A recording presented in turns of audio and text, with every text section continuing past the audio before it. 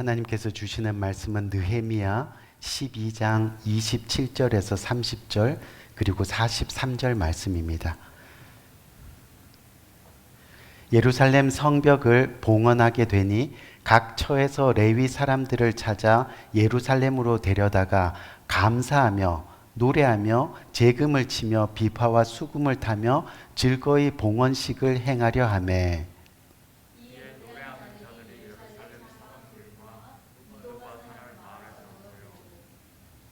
또 벨길갈과 게바와 아스마웻 들에서 모여들었으니 이 노래하는 자들은 자기들을 위하여 예루살렘 사방의 마을들을 이루었음이라.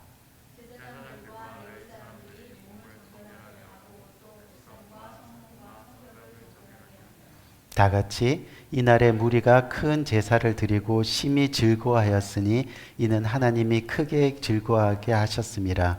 부녀와 어린아이도 즐거워하였으므로 예루살렘이 즐거워하는 소리가 멀리 들렸느니라. 아멘. 아멘.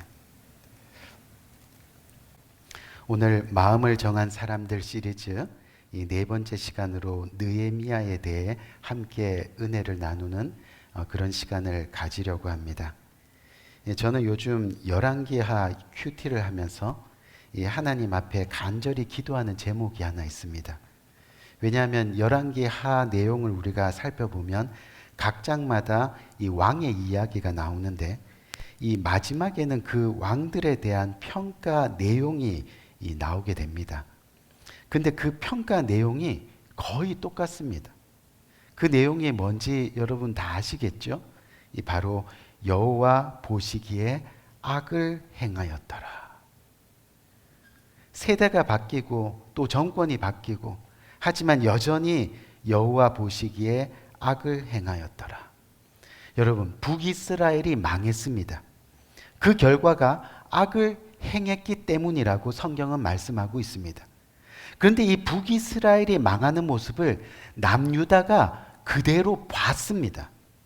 그런데도 남유다 왕들은 계속 죄를 짓습니다. 죄의 결과가 멸망이라는 것을 보았는데도 여전히 악한 일을 행하는 겁니다. 결국 그들의 마지막 삶의 평가 역시 여호와 보시기에 악을 행하였더라입니다. 우리 귀한 성도님들, 저와 여러분들은 언제인지는 모르겠지만 틀림없이 죽음을 맞이할 때가 반드시 올 겁니다. 그런데 그 마지막 인생의 순간에 과연 우리 모두의 삶은 하나님 보시기에 어떤 평가가 내려질 수 있을까? 저의 기도 제목이 바로 이겁니다. 적어도 저의 마지막 인생의 평가가 하나님과 사람들 앞에서 보기에 악을 행하였더라라는 그런 평가가 되지 않기를 저는 요즘 큐티하면서 계속 그렇게 기도합니다. 바라기는 우리 모두의 인생 마지막이 하나님 보시기에 악을 행하였더라 라는 것으로 끝나지 않기를 주님의 이름으로 간절히 축원드립니다. 그런 의미에서 성경은 우리가 악을 행하지 않도록 우리 삶을 지켜주는 방법을 계속해서 말씀하고 있는데 그것이 바로 하나님께로 돌아와야 한다라고 그렇게 말씀하고 있습니다. 여호와께로 돌아와야 한다라고 말씀하고 있다는 거죠. 근데 이 문장을 한마디, 한 단어로 표현하면 그것은 바로 예배입니다. 우리가 하나님께로 돌아가는 것이 바로 하나님이 임재하시는 예배 안으로 들어가는 것을 말하는 거죠. 즉 우리가 예배 안에 머물고 또 우리의 마음이 늘 예배 중심이고 그렇게 예배가 삶의 기준이 되고 그래서 예배를 소중히 여기면서 예배를 세워가는 삶을 계속해서 살아간다면 틀림없이 우리 삶은 죄로부터 멀어지게 되어 있다는 것을 우리는 기억해야 됩니다. 그래서 하나님을 믿는다는 것은 결국 우리가 예배의 삶을 살아가고 있느냐 하는 문제입니다. 그렇기 때문에 우리 삶에서 예배만큼 중요한 것은 없습니다. 우리에게 어떠한 일이 일어나고 또 어떤 어려운 사정이 생기더라 하더라도 결코 그래서 이 예배 시간은 빼지 말아야 합니다. 다른 것은 양보를 다 할 수 있을정 정말 이것만은 예배만큼은 양보해서는 안 된다는 겁니다. 그렇게 우리가 마음을 정하면서 살아가는 것이 바로 믿음 생활, 신앙 생활, 또 하나님의 자녀의 삶의 모습이 될 수 있다는 거죠. 우리가 예배의 삶을 살아도 어려움을 당할 수 있습니다. 우리가 예배의 삶을 살아도 때로는 우리의 삶이 힘들어지고 또 시험에 빠질 수 있습니다. 그래서 죄를 지을 수 있습니다. 어떻게 해요? 악한 생각을 하고 입술에 욕이 가득하고 또 마음은 강팍해지고 또 누군가 그래서 저주를 하고 미워하고, 근데 그 모든 것으로부터 회복하고 치유될 수 있는 것은 예배밖에 없다는 겁니다. 예배가 언제나 우리 삶의 해답이라는 그런 이야기입니다. 오늘 본문의 내용이 바로 이겁니다. 예루살렘이 여러분 무너졌습니다. 왜요? 하나님을 예배했던 사람들이 어느 순간 하나님을 떠나서 세상의 우상을 예배했습니다. 또 세상의 우상을 섬겼습니다. 그렇게 자기 멋대로 살아갔습니다. 여러분, 늘 이야기하지만요, 우상을 예배한다는 것은요, 결국 자기가 하고 싶은 대로 하며 살아간다는 그런 말입니다. 결국 어떻게 됐습니까? 멸망했습니다. 포로로 잡혀갔습니다. 하지만 하나님이 선지자들을 보내셔서 계속 하나님께로 돌아오라, 여호와께로 돌아오라, 주님의 말씀을 선포했습니다. 제발 하나님만 예배하라고 그렇게 말씀했습니다. 그 음성을 들은 이스라엘 백성들, 그 음성을 전하는 선지자들, 하나 둘씩 하나님께로 돌아왔습니다. 돌아온 백성들이 무너진 예루살렘 성벽을 다시 일으킵니다. 그때 쓰임받은 선지자 중에 한 사람이 바로 느헤미야입니다. 그런데요, 느헤미야가 예루살렘 성벽을 건축하고 나서 제일 먼저 한 일이 있습니다. 그것이 바로 오늘 본문의 내용인데 뭡니까? 예배입니다. 왜요? 이제는 알았거든요. 예배를 떠난 삶, 하나님을 진심으로 예배하지 않는 삶의 최후는 멸망이라는 것을. 그래서 오늘 본문은 하나님의 집인 예루살렘 성벽을 다 짓고 나서 하나님께 예배하는 모습을 소개하고 있는 겁니다. 그런데 뭐라고 얘기하느냐면 이전과 똑같은 예배가 아니라, 즉 다시 말해서 더 이상 그런 예배는 안 된다. 이제는 우리의 마음을 정해야 된다. 하나님께 예배할 때 우리의 마음이 이래야 한다라는 것을 선포하고 있는 내용이 바로 오늘 본문의 내용이라는 겁니다. 그렇다면 오늘 본문에서 느헤미야는 어떤 마음을 정해서 하나님께 예배하라고 이스라엘 백성들에게 전하고 있는 걸까요? 다시 말해서 우리가 어떤 마음으로 하나님께 예배할 때 하나님이 진정 우리의 예배를 받으실까요? 그 첫 번째가 바로 오늘 본문 27절 말씀에 나옵니다. 27절 말씀을 한번 봅시다. 보니까 예루살렘 성벽을 봉헌하게 되니 각처에서 레위 사람들을 찾아 예루살렘으로 데려다가 감사하며 노래하며 제그물을 치며 비파와 수금을 타며 즐거이 봉헌식을 행하려 하매 라고 말씀하고 있습니다. 지금 느헤미야가 레위 사람들을 찾아서 예루살렘에서 첫 예배의 제단을 드리는데 그 예배의 첫 마음이 뭐라고 말씀하고 있습니까? 바로 감사하는 마음이라고 말씀하고 있는 거죠. 다시 말하면 예배에 나온 성도들의 마음이 감사의 마음이 되어야 한다는 겁니다. 정말 하나님을 진정으로 예배하기 위해서는 감사의 마음을 정해야 한다. 그렇게 우리의 마음이 감사로 향해 있어야 한다. 우리가 우리의 마음을 감사로 정할 때 그때 그 예배가 진정한 예배가 되고 은혜의 예배가 될 수 있다고 말씀하고 있는 겁니다. 지금까지 이스라엘 백성들이 조금만 성공하고 또 조금만 전쟁에서 이기면 다 어떻게 했어요? 자기가 잘나서 그런 줄 알고 하나님께 더 이상 예배하지 않았습니다. 하나님께 감사하지도 않았습니다. 여러분, 성도의 삶에서 가장 중요한 것이 뭔지 아세요? 바로 감사입니다. 가장 훌륭한 성도는요, 감사가 많은 성도입니다. 가장 축복받고 가장 영성이 깊은 성도는 범사에 감사하는 성도입니다. 성경 지식이 조금 부족해도 감사가 많으면 어느 누구보다 훌륭한 성도가 되는 겁니다. 그래서 범사에 감사하는 삶이 얼마나 중요한지 모릅니다. 특별한 일이 있어야 감사하는 사람보다 평범한 삶에서 감사하는 사람이 훨씬 영성이 깊은 사람입니다. 기가 막힌 간증거리가 있는 사람보다 간증거리는 없어도 기가 막힐 정도로 감사를 잘하는 사람이 정말 복된 사람이 되는 겁니다. 어떤 사람은 암에 걸렸다가 기적적으로 나았다고 감사하면서 여기저기 간증을 하러 다닙니다. 하지만 어떻게 보면요, 우리가 암에 걸리지 않고 지금 잘 살아가는 것이 더 감사한 일입니다. 다시 말해서 우리가 힘든 상황을 잘 극복할 수 있게 해주신 하나님께 감사하는 것도 중요하지만, 그런 힘든 상황을 미리 막아주시고 평탄하게 지금까지 우리의 발걸음을 인도해 주신 것에 대해 하나님께 감사할 줄 아는 것이 더 중요하다는 그런 이야기이죠. 저와 여러분이 이제부터라도 범사에 감사하라, 이것을 마음에 새기고 이것을 마음으로 정하여서 예배의 삶을 살아가게 된다면 우리는 어떤 문제를 만나도 감사하게 됩니다. 또 문제가 없어도 감사할 줄 아는 그런 전천후 신앙인이 되는 겁니다. 성경을 보면 감사가 있는 곳에는 시험이 없습니다. 감사가 있는 곳에는 불평이 없습니다. 미움도 없습니다. 감사가 있는 곳에는 풍성한 하나님의 사랑만이 넘쳐나게 되는 겁니다. 어떤 사랑이요? 우리를 구원을 위해서, 우리의 죄 용서를 위해서 우리 대신 죽으신 예수 그리스도의 그 십자가 사랑, 그 피 묻은 십자가 사랑. 그래서 너도 죄인이고 나도 죄인이고 그 모습을 발견하면 서로 감사할 수밖에 없다는 거죠.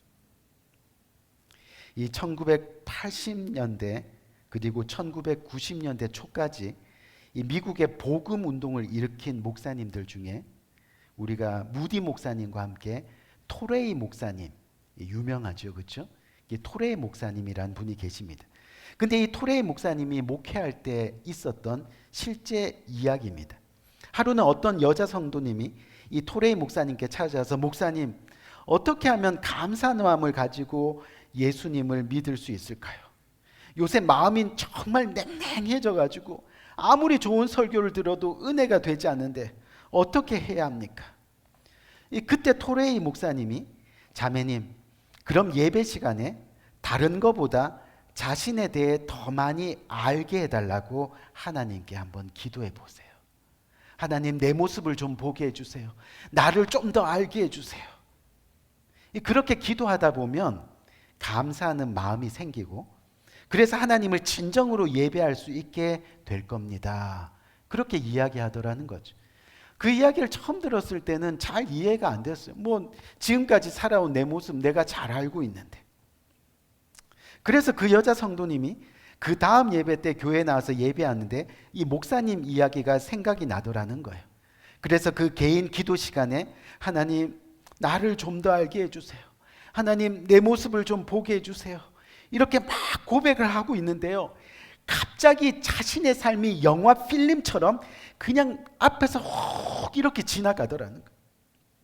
근데 그녀의 삶이 거의 하나님 말씀대로 살지 않는 모습이었다는 거죠.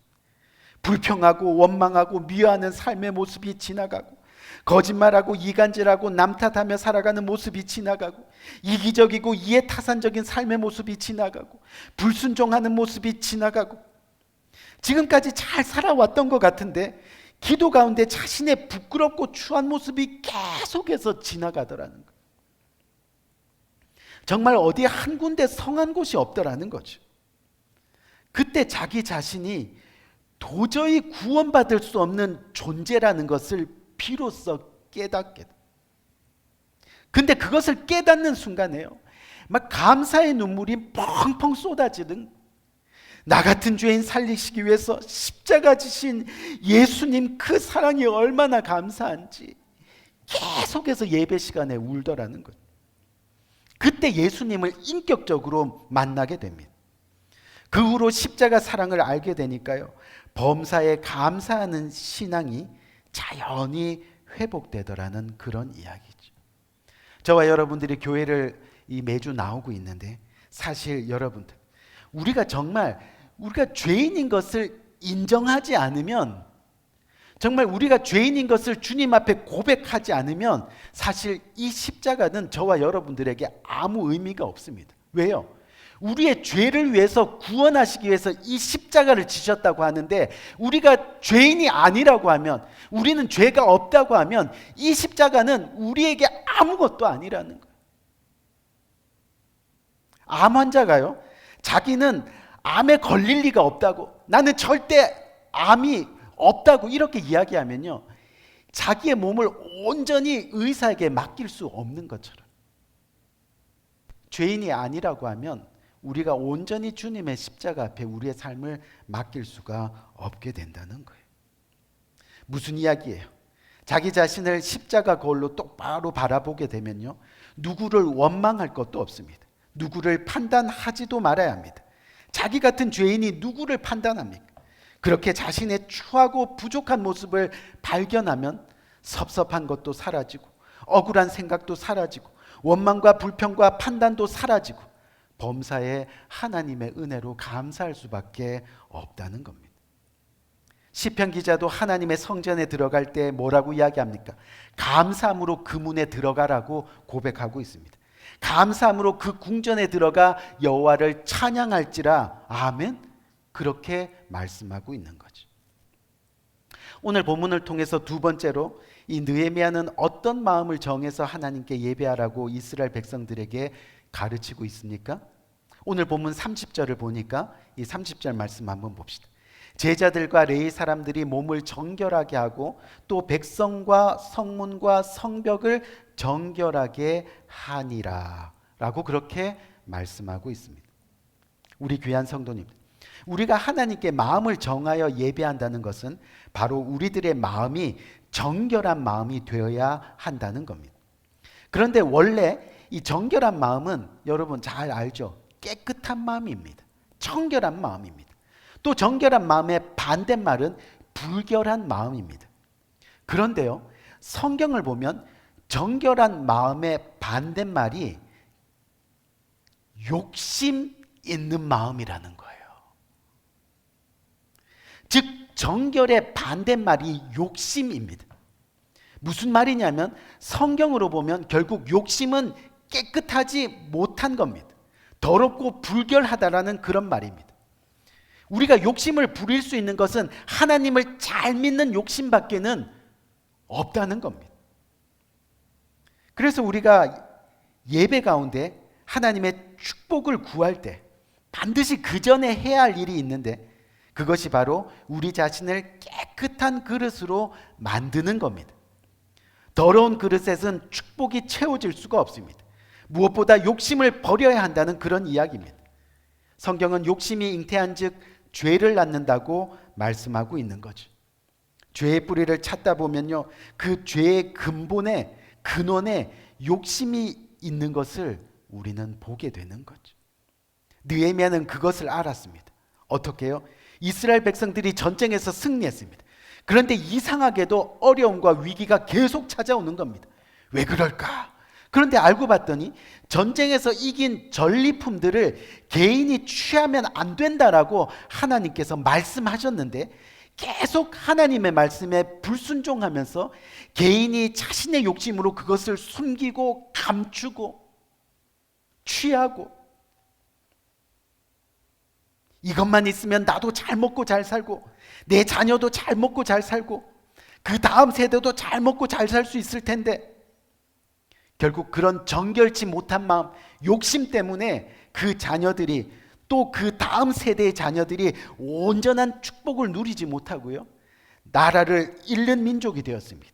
포로가 되었습니다. 멸망했습니다.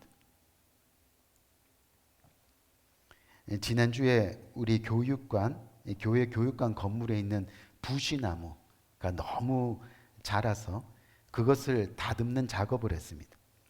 근데 그 작업을 하는데 거미줄이 얼마나 많은지, 그래서 거미줄 제거하는 것이 또 되게 힘든 이 작업 중에 하나였습니다.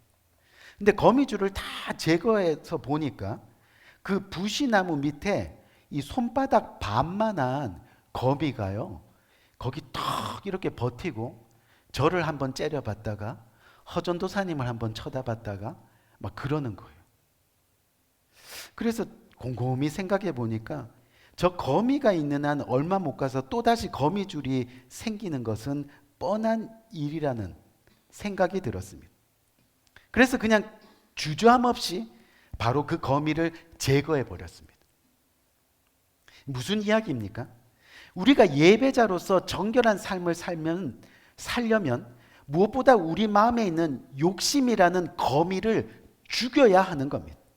일시적으로 거미줄을 제거해서 하나님께 봉헌하고 이웃에게 나누고 한다고 해도 결국 욕심의 거미가 살아있는 한 우리의 마음은 계속해서 거미줄 치게 될 겁니다. 정결해지지 못한다는 뜻입니다. 예배 시간에 물질 이야기만 하면 왜 시험에 듭니까? 결국은 우리의 마음이 정결하지 못해서 그런 겁니다. 결국 욕심 때문입니다. 왜 믿음의 회의가 생깁니까? 결국 욕심이라는 거미가 제거되지 않아서입니다. 왜 성도가 매번 불평하고 원망에 빠집니까? 욕심 때문입니다. 왜 마음이 삐뚤어지는 겁니까? 욕심 때문에. 매사에 부정적인 것도 욕심 때문에. 정결하지 못한 마음 때문에. 늘 자기 중심의 생각이 다 욕심에서 나오는 것이기 때문이란. 그렇기 때문에 정결하기로 마음 정하기 위해서 이 욕심이라는 거미를 제거해야 됩니다. 여러분, 우리 안에요, 이렇게 욕심을 제거하면요, 시험 들 것도 없고 불평할 것도 없고 내가 돈을 내니 안 내니 머리 쓸 일도 없고 마음이 삐뚤어질 일도 없는 겁니다. 우리 안에 욕심이 사라져야 진정 하나님 나라를 볼 수 있는 겁니다. 우리의 마음이 정결한 마음이 되어야 비로소 온전한 예배를 드릴 수 있는 겁니다. 마태복음 5장 8절 말씀 한번 보세요. 뭐라고 되어 있어요? 마음이 정결한 자는 복이 있나니 저희가 하나님을 비로소 볼 것이. 아멘. 마음이 정결한 자, 욕심 없는 마음. 제가 아는 지인 목사님이 이 교회에 기도할 내용이 있어서 이 장로님 한 분을 이렇게 불러서 우리 함께 이 기도원에 가서 3일 정도 금식하면서 이 교회의 문제를 위해서 기도합시다 하고 이 기도원에 올라갔습니다. 그리고 3일 동안 기도원에서 예배하고 금식하면서 기도하고 풍성한 은혜를 받고 기도원에서 내려오는데 마침 기도 제목이었던 그 집사님이 이 목사님께 신방 와줄 수 있느냐고 하면서 전화를 하더라는 거죠. 하나님이 응답이 이렇게 빨리 올 줄이야. 그래서 장로님과 함께 그 집에 잠깐 신방을 가게 됐습니다. 그 집사님이 목사님과 이 장로님이 금식한 줄을 알고 이 속이 편안한 건강 음료 그리고 소화가 잘 되는 아주 부드러운 그런 크래커 3개를 이렇게 놓았습니다. 그때 장로님이요 3일간 금식을 했으니까 얼마나 배가 고프겠어요. 그래 너무 배가 고파갖고 왜 하필이면 크래커가 3개지? 이 고민하다가 이 크래커가 3개니까 얼른 하나를 집어서 입에 넣고 또 하나를 이렇게 탁 쥐고 이거 먹을 동안 이렇게 쥐고 있으면 내가 2개를 먹을 수 있겠구나. 설마 목사님이 2개를 드시지는 않겠지. 그렇게 생각을 했다는 거죠. 그리고 나서 이제 기도 끝나면 먹어야지 생각하는데 기도 끝나자마자 갑자기 목사님이 한꺼번에 크래커 2개를 탁 집더니 입에 그냥 넣히더라는 거예요. 그것을 보고 이 장로님이 시험에 들었습니다. 야, 정말 치사하다. 목사가 어떻게 저렇게 치사하게 행동하냐. 기도 끝나자마자 금식 기도하고 내려오자마자 교회의 집사님 문제가 해결되었는데 바로 그 크래커 하나 때문에 이번에는 장로님이 시험에 들었습니다. 하나 더 먹겠다고 욕심내다가 결국 금식 기도를 통해서 받은 은혜를 다 잃어버리고 말았죠. 저의 가까운 지인 목사님 이야기인데 우리 사랑하는 성도님들, 지금도 크래커 하나 때문에 믿음 생활에서 회의에 빠지고 시험에 들고 성령의 충만한 은혜를 체험하지 못하고 하늘이 주는 평강을 누리지 못하는 사람들이 얼마나 많은지 모릅니다. 우리는 인생에서 진짜 중요한 것을 놓치지 말아야 됩니다. 특별히 믿음으로 우리의 마음을 잘 관리해야 합니다. 어떻게 해요? 느헤미야처럼 감사하는 마음, 느헤미야처럼 정결한 마음으로 예배를 통해 하나님께 영광 돌리는 삶을 살겠다고. 아멘. 그렇게 우리의 마음을 정하는 겁니다. 그렇게 우리의 마음을 정해서 주님 앞에 나갑니다. 그렇게 결단하는 겁니다. 우리 귀한 성도님들, 바라기는 오늘 하나님께서 주신 이 말씀처럼 감사하는 마음으로, 정결한 마음으로 예배를 통해 천국의 삶을 살아가는 복된 저와 여러분 모두가 되시기를 이 시간 주님의 이름으로 간절히 축원드립니다. 우리 한번 기도할까요? 이 말씀 굳게 붙들고.